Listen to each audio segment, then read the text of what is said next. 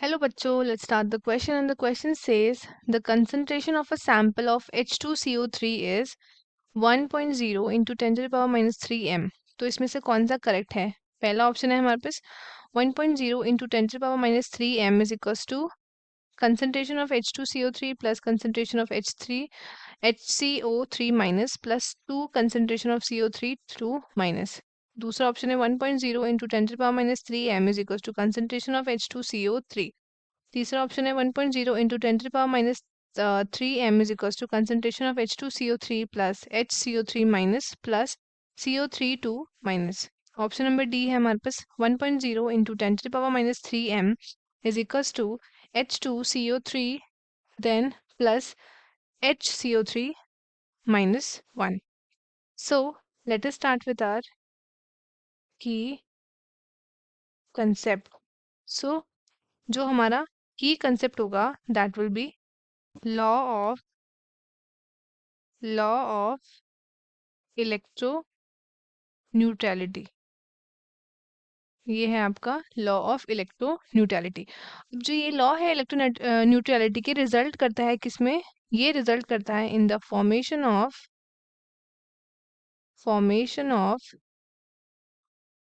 Very specific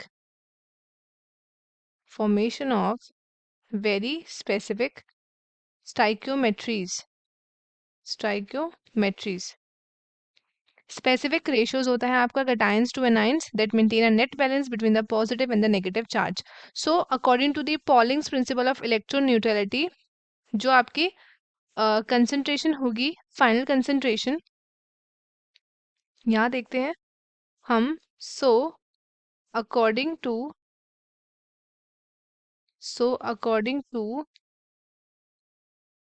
पॉलिंग्स principle of electroneutrality जो हमारा final concentration होगा,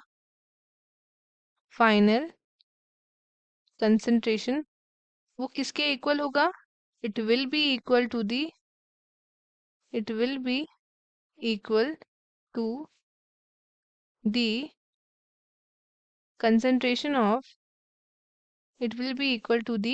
concentration of all compounds। ये आपके किसके इक्वल होगा? It will be equal to the concentration of all the compounds of the reaction. जितने भी कंपाउंड्स आपके रिएक्शंस में हैं फाइनल कंसंट्रेशन उसके इक्वल होगी।